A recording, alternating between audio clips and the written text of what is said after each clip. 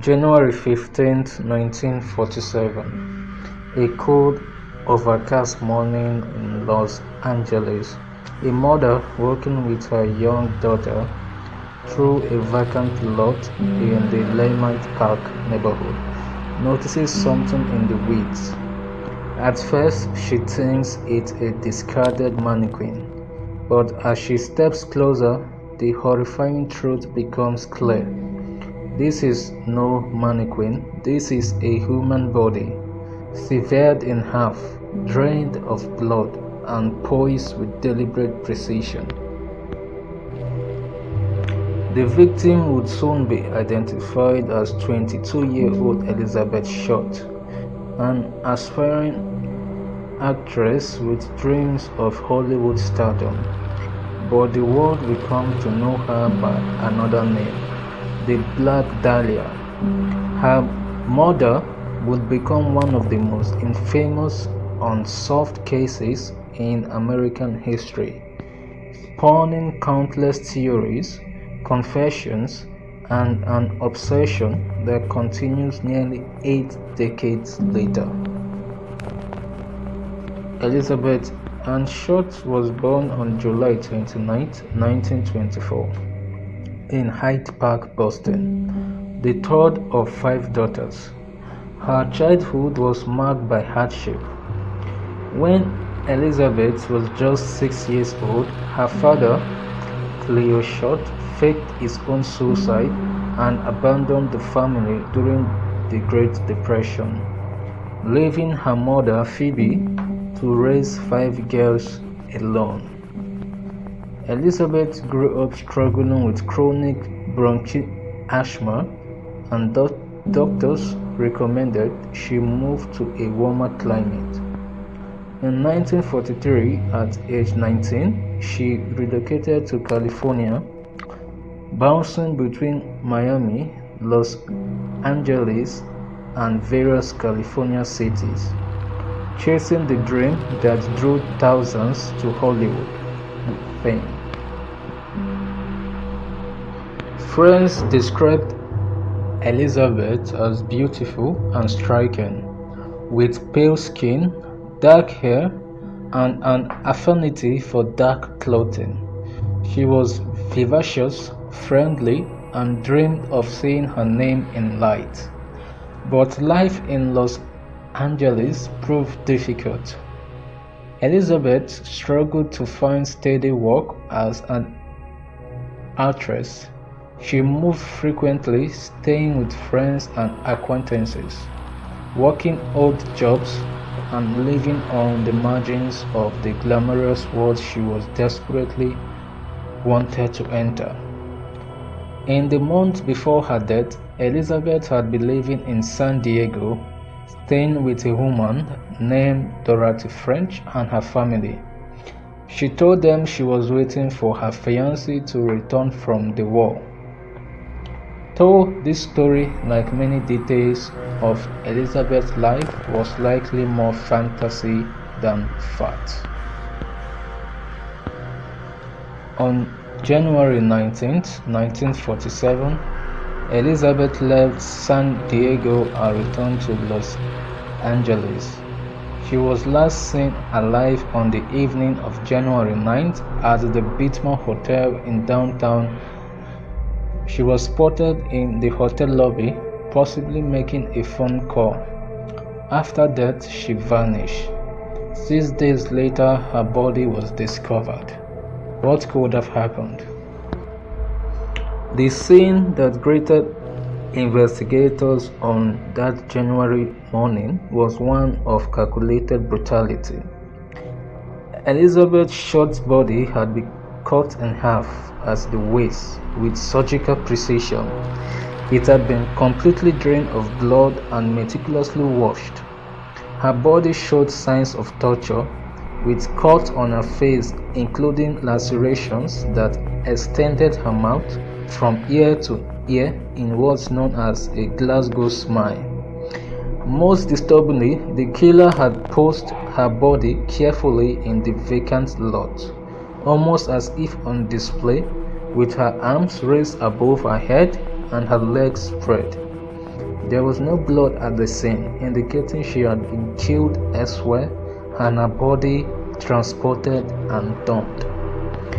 The Los Angeles Police Department launched one of the largest investigations in the city's history. They questioned hundreds of suspects, followed thousands of leads, and received dozens of false confessions. The case became a media sensation. It was the press that gave Elizabeth Short her infamous nickname. Reporters from the Los Angeles Examiner allegedly heard that Short liked to wear black clothing and dark makeup, and combined this with the then popular film, The Blue Dahlia, christening her the Black Dahlia. The name stuck, overshadowing Elizabeth's real identity and turning her into a symbol, a mystery, a legend. The investigation revealed troubling details about the killer. The precision of the bisection suggested someone with anatomical knowledge, possibly a surgeon or someone with medical training. The absence of blood and the clean condition of the body suggested access to a private location, possibly with a bathtub or facility for washing. Detectives later discovered that on January 21st, 6 days after the body was found, someone mailed items belonging to Elizabeth to the examiner. The package contained her birth certificate, business cards, photographs, and an address book with the name Mark Hansen on the cover. The pages containing the letter M had been torn out. The sender had assembled words cut from newspaper headlines that read, "Here is Dahlia's belongings, later to follow." The promised letter never arrived.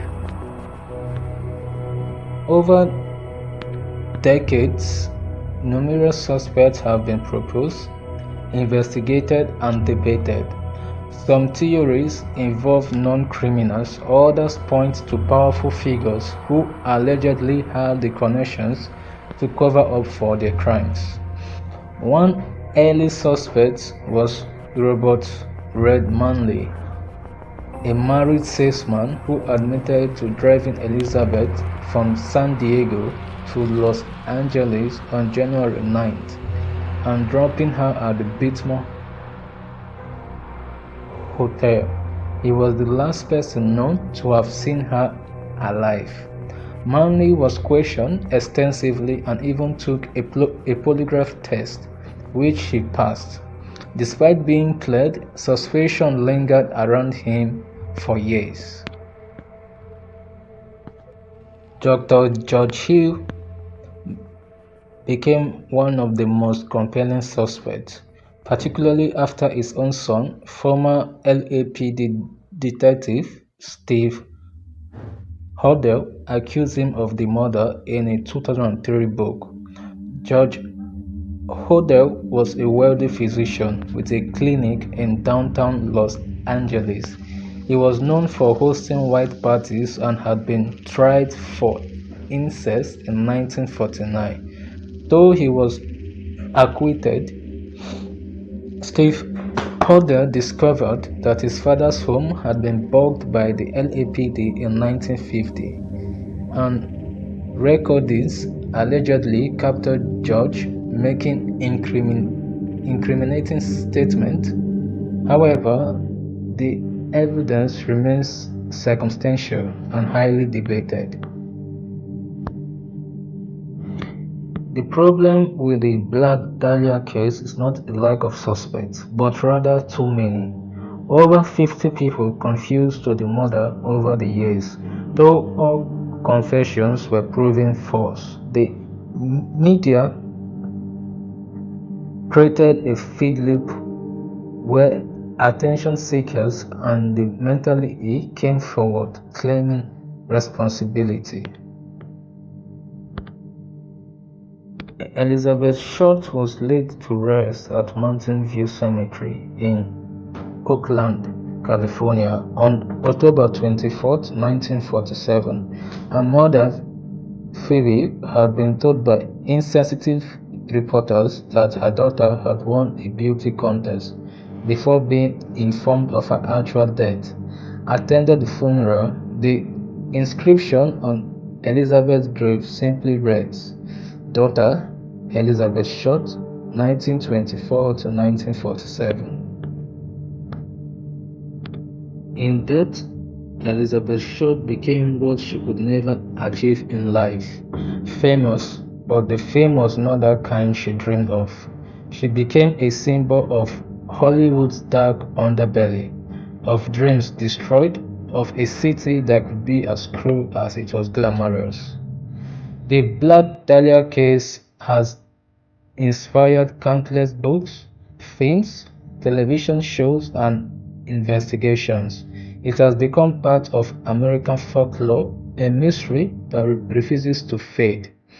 But somehow, in all the theories, speculation, and sensationalism, the real Elizabeth Short has been lost. She was not just a murder victim or a null mystery. She was a young woman with hopes and dreams, a daughter, a friend, someone who loved movies and wanted to make something of herself. She deserves to be remembered as more than just a puzzle that couldn't be solved. The case remains open with the Los Angeles Police Department. Perhaps one day, new evidence will surmise, finally revealing the truth. Until then, the Black Dahlia murder remains one of the most haunting unsolved mysteries in American criminal history. A reminder that some questions may never be answered and some ghosts never truly rest. For more mystery cases and true crime stories, make sure to like, follow, and share this channel and leave your comment on there.